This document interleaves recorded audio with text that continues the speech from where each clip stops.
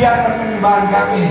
Misalnya kami beribadah bersama-sama sidang jemaat gereja Petra Pembina Bekasi Karunia.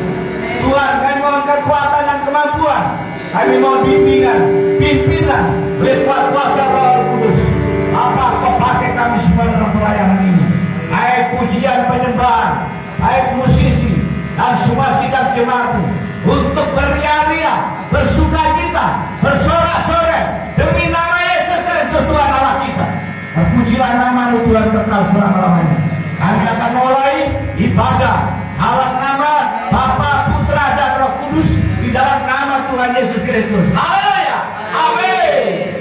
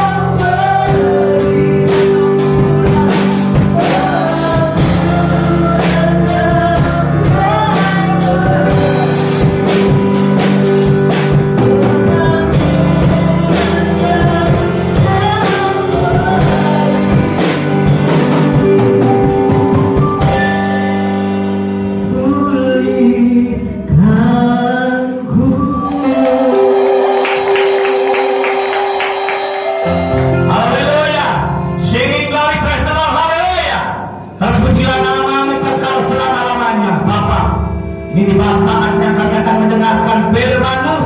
Ya Allah, firman-Mu ini mengambil bagian yang sangat baik di dalam hidup kami. Oleh sebab itu Tuhan, pimpin kami dengan firman-Mu, pimpin kami dengan firman-Mu, kuasai kami dengan firman-Mu, sehingga kehidupan kami semakin kuat, semakin teguh, semakin tangguh, semakin kokoh di dalam Engkau. Terpujilah nama-Mu Tuhan. Kami sambut kebenaran-Mu dalam nama Tuhan Yesus Kristus. Haleluya. Amin. Salam. Salam. Saya suka diiringi dengan musik karena untuk menghilangkan ketegangan. Jadi kalau tidak diiringi dengan musik biasanya cepat penat, cepat capek mendengarkan firman. Tetapi kalau diiringi dengan musik rasanya enjoy, santai, relax, sampai selesai tidak terasa. Tidak terasa walaupun panjang 1 jam, 2 jam tidak terasa. Amin. Khotbah kita sampai 5 jam. Amin. 5 jam jangan takut. Ya. Soalnya sudah apa ini? Pengurapan. Jadi kalau pengurapan itu nggak terasa capek. Saya pernah itu ibadah itu 3 hari 3 malam di suatu gereja. Rasanya ya pagi sore sampai pagi lagi, ya sampai sore lagi. 3 hari 3 malam ibadah. Wah, luar biasa. Ya, diberkati Tuhan.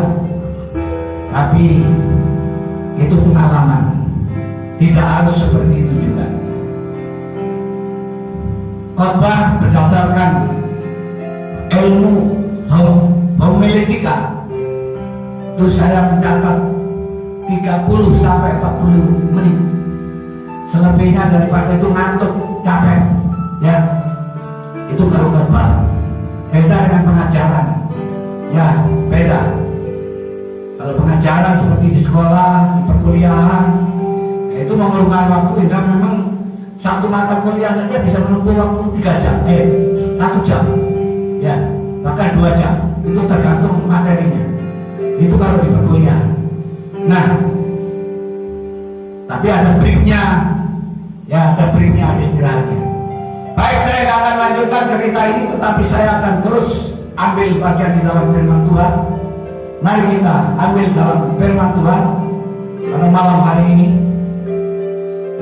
Saya akan memberikan judul, ya, karena tanpa judul rasanya kurang terasa enak, ya. Seperti kalau kita membuat apa itu namanya jangan atau sayur apa, lodeh, itu judulnya sayur lodeh. Nah, kalau sayur lodeh itu bumbunya kan pasti harus seperti sayur lodeh, benar. Nah, misalnya saya akan membuat kari ayam, loh, judulnya kari ayam. Berarti kita di sini harus membuat resep, yaitu bumbu-bumbunya seperti apa? Ya, seperti kari ayam. Kalau ada orang di situ membuat ya kue, kue, ya gulai atau sayur kare, tetapi bumbunya lodeh, ya keliru. Kalau membuat lodeh, tetapi bumbunya di situ Bali, ya keliru. Ya. Nah, itulah yang saya maksud adalah judul itu harus sesuai dengan apa yang dikatakan, yaitu penjelasannya. Judul harus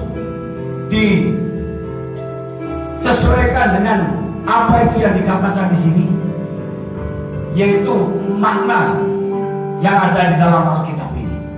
Baik, saya akan memberikan judul, yaitu apa arti salib bagi dunia ini. Amin. Kita harus paham arti daripada salib, ya. Karena arti daripada salib ini tidak bisa diartikan sempit, tidak bisa diartikan di situ pendek. Arti salib itu mempunyai suatu arti yang sangat luas, sangat dalam, sangat lebar, sangat tinggi, ya. Yang tidak terukur tingginya, yang tidak terduga dalamnya, yang tidak bisa terukur luas lebar. Ya, mari Yang pertama, salib itu berbicara tentang penebusan dosa. Amin. Ya, penebusan dosa. Artinya di sini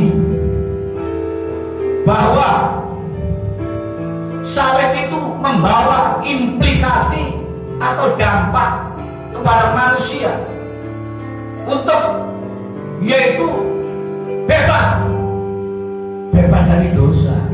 Artinya dosanya ditebus, dosanya dibayar, ya, dibayar dengan salib itu. Tanpa salib, dosa itu tidak akan pernah hilang. Dosa itu tidak pernah dihapus.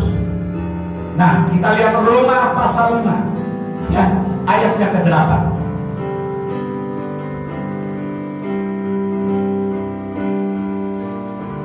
Sebab Roma pasal 5 ayat yang ke-8, akan tetapi Allah menunjukkan kasih-Nya kepada kita oleh karena Kristus telah mati untuk kita ketika kita masih berdosa. Amin. Salib itu berbicara tentang kematian Yesus Kristus. Amin. Kristus Yesus harus mati dan mati di kayu salib. Kenapa harus mati di kayu salib? Karena hukum. Hukumnya pada saat itu yaitu zamannya pemerintahan Romawi, Raja Herodes. Di situ setiap orang yang mempunyai pelanggaran berat harus dihukum dengan salib. Ya, disalibkan. Jadi bukan dipancung. Ya, ada negara yang mempunyai hukum pancung. Ada yang negara mempunyai hukum setruk, yaitu kalau punya pelanggaran yang berat. Ada orang yang mempunyai hukum berondong, mati. Nah, itu. Jadi hukum di suatu negara berbeda-beda. Nah, ini zamannya Romawi, yaitu Yesus Kristus dihukum dengan salib. Betapa beratnya, betapa sakitnya, betapa pedihnya ketika kita di sini melihat, ya, kejadian pada saat itu. Apa yang dirasakan yaitu Yesus Kristus ketika dipaku tangannya, dilentangkan di kayu salib, dan kakinya juga dipaku. Bagaimana rasanya? Sakit, pedih, ya, rasanya mati, tidak mau mati, hidup, merasa kesakitan. Nah, oleh sebab itu ini adalah merupakan suatu bentuk kejahatan yang dilakukan oleh orang-orang harus ditanggung oleh Yesus Kristus di kayu salib. Bagaimana kejahatan umat manusia yang ada di dunia ini. Kita bisa melihat kabar berita-berita di media sosial, di media elektronik, media massa, dan lain sebagainya. Ada orang dibunuh, satu keluarga dibunuh, ada orang di situ dibunuh, dicincang-cincang atau dimutilasi dan lain sebagainya. Itu adalah bentuk kejahatan yang dilakukan oleh orang-orang, dan mereka semuanya itu adalah orang-orang yang harus menerima adalah penebusan, yaitu dosa-dosa mereka lakukan. Jadi kalau kita melihat dosanya orang itu banyak sekali, bener nggak? Kalau kita, ya, bisa bercermin dengan mata kita sendiri, apakah hati kita ini sepanjang hari tidak berdosa? Apakah mata kita ini di sepanjang hari tidak berdosa? Apakah pikiran kita di sini sepanjang hari tidak berdosa? Berdosa. Ya, saya nggak melihat itu siapapun orangnya, siapapun, apapun pangkatnya, apapun derajatnya, apapun pekerjaannya. Saya bisa melihat di mana-mana di sini orang tidak ada yang tidak berdosa. Amin. tidak ada orang yang tidak berdosa. Firman Tuhan mengatakan barang siapa yang mengaku dirinya tidak berdosa, itulah orang yang paling berdosa. Ini loh orang yang suci, yang paling kudus, tidak ada salahnya, ya, tidak ada benarnya, apa salahnya, ya, tidak ada benarnya kayaknya. Susah orang mengatakan tidak ada salahnya. Setiap detik salah, setiap menit salah, setiap jam salah. Amin. Apa yang kita kerjakan sehari-hari dalam kegiatan, baik itu pekerjaan, baik itu dalam pelayanan.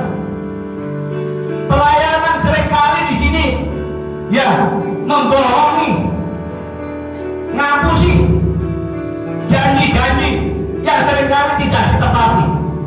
Ya, kamu akan menerima bantuan ini dan itu, sumbangan ini dan itu. Kenyataannya tidak keluar sumbangan. Apakah itu tidak berdosa? Berdosa. Ya, belum yang gontok-gontokan satu sama lain, sikut-sikutan, pelayan A dengan pelayan B, ya, di bidang A dengan bidang B dan lain sebagainya. Ya, adanya pukul-pukulan, berantem, pakai tonjok-tonjokan, itu berdosa apa tidak? Berdosa. Jadi kita paham, kita tahu bahwa di dunia ini tidak ada orang yang tidak berdosa, dan semua yang ada di dalam dunia ini adalah orang-orang yang berdosa. Nah, dengan demikian kita perlu adanya salib Kristus, perlu adanya yaitu kematian Yesus Kristus.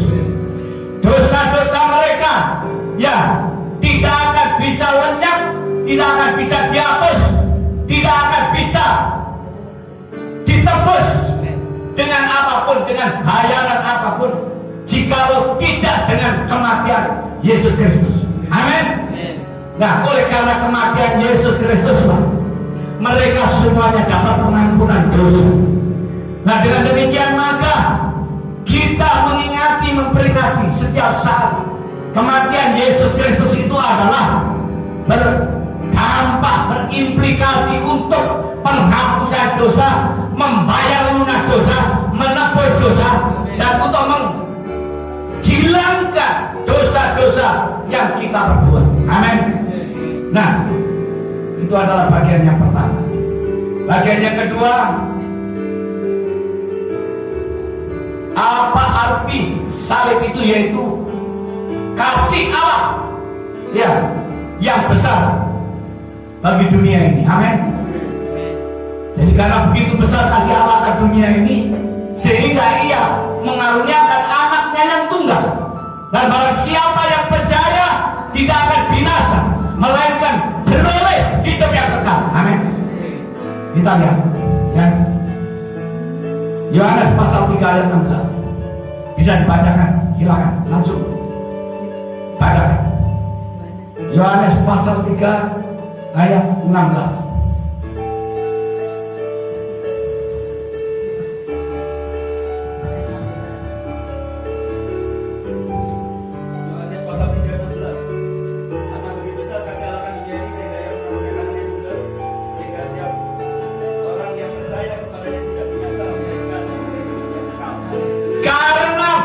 Besar kasih Allah akan dunia ini, sehingga ia telah mengaruniakan anaknya yang tunggal, supaya setiap orang yang percaya kepadanya tidak binasa, melainkan beroleh hidup yang kekal. Amin.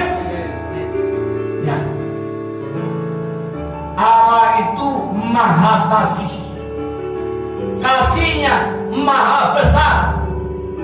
Allah itu maha pengampun, dan pengampunannya maha besar. Amin. Jadi kita tahu tadi dalam penjelasan saya yang pertama bahwa dosa dihapus, dosa diampuni, dosa dibayar lunas. Itu oleh karena kasih Allah yang begitu besar akan dunia. Amin. Bukan hanya akan suku ini, bukan karena akan golongan ini, bukan hanya akan negara ini, negara itu, bangsa ini, bangsa itu, tetapi akan dunia. Jadi Allah itu mengasihi dunia, yang mengasihi umat manusia yang ada di dalam dunia ini, artinya seperti itu. Jadi Allah tidak membedakan satu sama yang lain, yang satu dengan yang lain. Apa itu ras, apa itu golongan, apa itu agama, apa itu kepercayaan, apa itu bangsa, apa itu negara. Allah kita Tuhan Yesus Kristus mengasihi semua orang. Amin. Jadi Allah itu tidak membeda-bedakan dengan apapun, dengan siapapun, tetapi Allah mengasihi semua orang. Ini sangat penting, perlu dicatat. Jadi kalau kita ada orang yang membeda-bedakan, wah ini Belanda ini dulu menjajah, ya ini Jepang dulu juga menjajah, ya. Kalau kita melihat sejarah, dunia ini memang saling menjajah, saling merebut kekuasaan itu dunia ini. Jadi dunia ini memang tidak ada yang aman, tidak ada yang damai. Itu sejarah mulai kejadian ya hingga sampai ya saat ini. Ternyata masih ada di situ, yaitu peperangan, masih ada pertikaian, masih ada permusuhan. Nah, oleh sebab itu di sini memang ya sudah benar bahwa di sini yaitu kasih Allah ini ya mengasihi semua umat manusia dalam hal apapun yang berhubungan dengan dosa-dosa apapun. Jadi Allah di sini tidak melihat dosa besar atau kecil. Ya, katanya kalau yang dosa kecil, ya tidak apa-apa. Ya Allah hanya memperhitungkan dosa yang besar, tidak. Tetapi dosa yang kecil maupun dosa yang besar Tuhan perhitungkan. Nah, oleh sebab itu dosa apapun yang dilakukan oleh manusia, perbuatan apapun yang dilakukan oleh manusia, Allah mengampuni karena Allah mengasihi. Amin. Kasih itu ya merupakan satu bentuk hukum yang utama, yang paling utama, dan itu adalah perintah yang harus dilakukan. Kenapa itu perintah yang harus dilakukan? Karena kasih itu sangat penting. Kalau orang di sini tidak mempunyai kasih, kalau manusia tidak mempunyai kasih, maka di sini pengorbanan Kristus sia-sia. Pengorbanan Kristus di sini tidak ada artinya. Dan oleh sebab itu di sini penting kasih itu ya yang dari Allah, bukan kasih yang dari manusia. Kalau kasih yang dari manusia sifatnya apa? Sementara sifatnya di sini ada batasnya, ya. Kalau kondisi baik kasih ada. Kalau kondisi tidak baik kasih sudah mulai luntur. Benar nggak?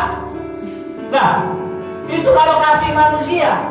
Tetapi kasih Allah ini adalah kasih yang kekal, kasih yang abadi, kasih yang agape, yang tidak pernah henti-hentinya. Kasih itu mengalir, menguasai di dalam kehidupan kita, sehingga tercipta yaitu penebusan dosa.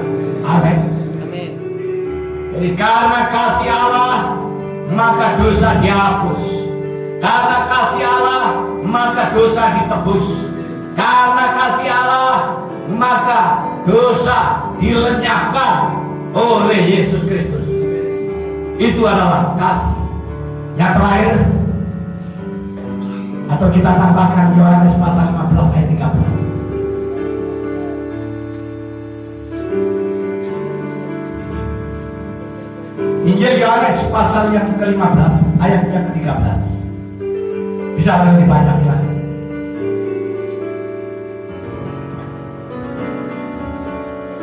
Tidak ada kasih yang lebih besar daripada kasih seorang yang memberikan nyawanya untuk sahabat-sahabatnya. Amin. Jadi kalau kita mempunyai sahabat, maka kita rela untuk mengorbankan nyawa kita, untuk mengorbankan harta kita, untuk mengorbankan duit kita, untuk mengorbankan nyawa, jiwa, dan harta. Itu adalah kasih yang sempurna. Amin. Tidak ada kasih yang lebih besar dan yang sempurna selain kasih Yesus Kristus pada kita semua. Amin. Tidak ada. Jadi kalau masih ada, ya saya ingin tahu di mana. Di mana kasih? Dunia di sini sudah tidak ada kasih. Dunia di sini sudah tidak ada pengampunan. Karena setiap orang yang bersalah kampung, setiap orang yang bersalah dihukum.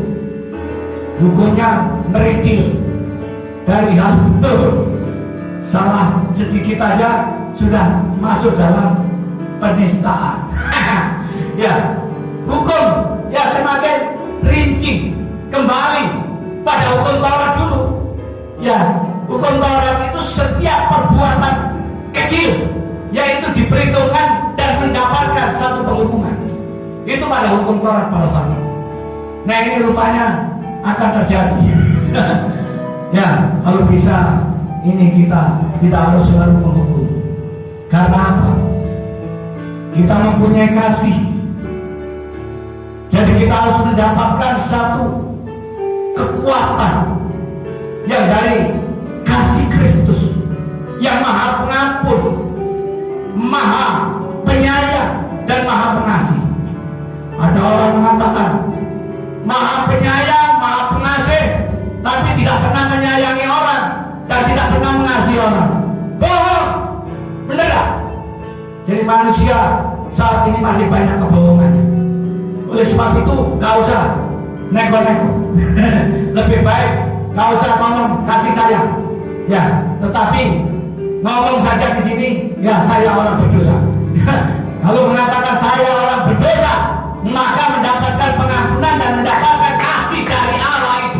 Ya, setiap orang pasti akan mendapatkan pengampunan yang dari Allah karena mereka adalah orang-orang berdosa. Yang terakhir, kemenangan atas kematian.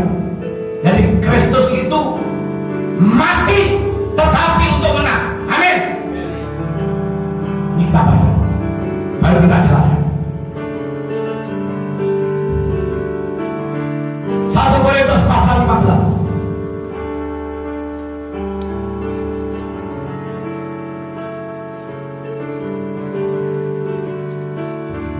Ayat yang 55. Coba dibacakan.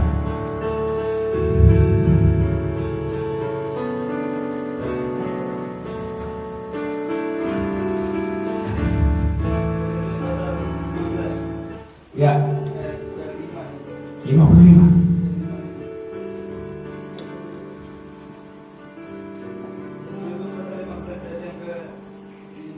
Sampai 57. Hai maut, di manakah kemenanganmu? Hai maut, di manakah sengatmu? Sengat maut ialah dosa dan kuasa dosa ialah hukum Taurat. Tapi syukur kepada Allah yang telah memberikan kepada kita kemenangan oleh Yesus Kristus Tuhan kita. Karena itu saudara-saudara, amin. Hai maut, di manakah kemenanganmu? Hai maut, di manakah sengatmu? Sebab maut ialah dosa dan kuasa dosa ialah hukum Taurat. Tetapi syukur kepada Allah kita yang telah memberikan kepada kita kemenangan oleh Yesus Kristus Tuhan kita. Amin. Jadi maut itu sebenarnya dosa dan kuasa maut itu adalah karena dosa. Ya. Tetapi di sini oleh karena Yesus Kristus maka mati untuk menang. Amin. Maut telah dikalahkan. Maut telah dilewati. Nah, Yesus mati, kemudian bangkit, lalu naik ke surga. Itulah sebabnya Yesus Kristus bukan hanya mati, amin, tetapi juga bangkit. Yesus Kristus bukan hanya bangkit, tetapi juga menang atas maut, menang atas dosa, menang atas kematian. Amin. Tuhan berkati. Mari kita tutup bagi kita dengan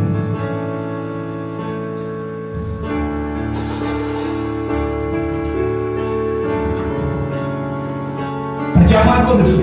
Baik.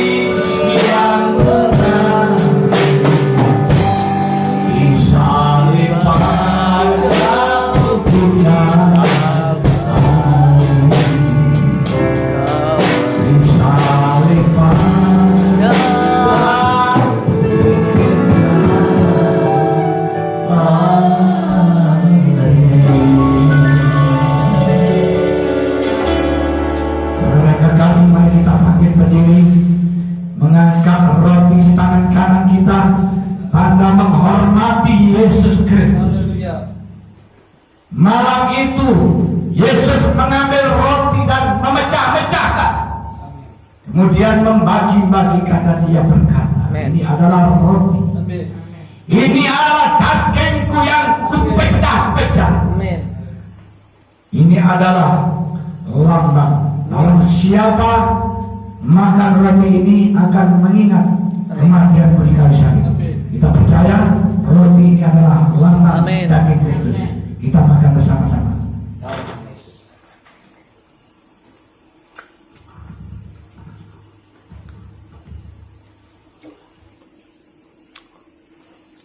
Lalu Yesus mengambil cawan dan membagi-bagikan anggur. Dan dia berkata malam itu, ini adalah anggur lambang darahku yang akan tercurah di kayu salib. Barang siapa minum anggur ini akan mengingat bahwa Yesus Kristus telah mati di kayu salib. Kita minum dalam nama Yesus.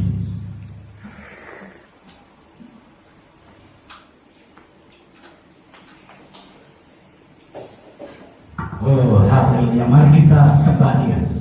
Haleluya. Bidalah hataya hanai namahana ramasandai.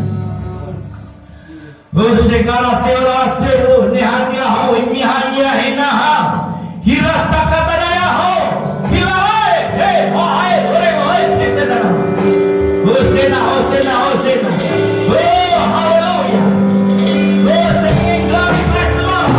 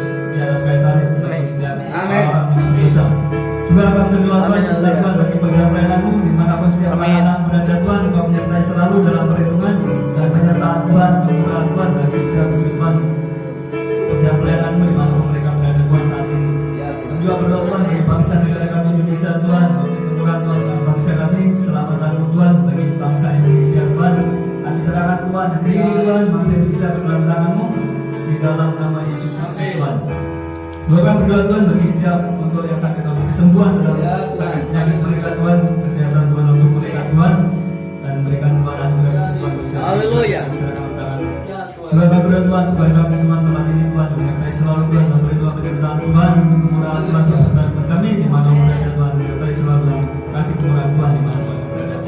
Terima kasih Tuhan Yesus Kristus sudah berdoa untuk persembahan Tuhan dengan kemurahan dan berkat anugerah Tuhan.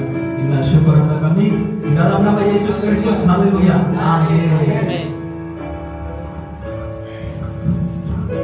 Ya, kita akan mengangkat pengumuman untuk minggu depan kepada apa yang macam pagi masih pikir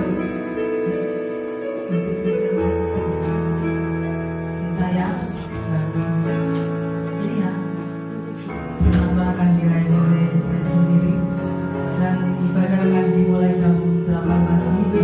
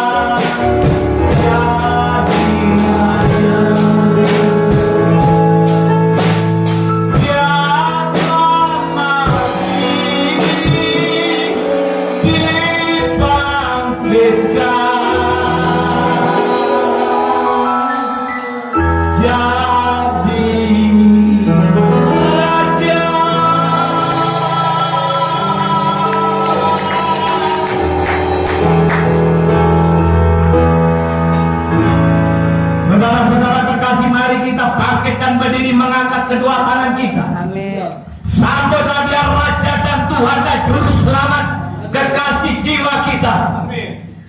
Terima dalam segala hormat, kemuliaan, kebaikan, bajikan, kekayaan dan kelimpahan. Terima kekuatan, kesehatan dan kemampuan, kepandaian, kepintaran, kecerdasan, Amin. dan segala kuasa, Amin. keajaiban, kebesaran dan pengagungannya dalam nama Yesus Kristus. Terima semua yang percaya.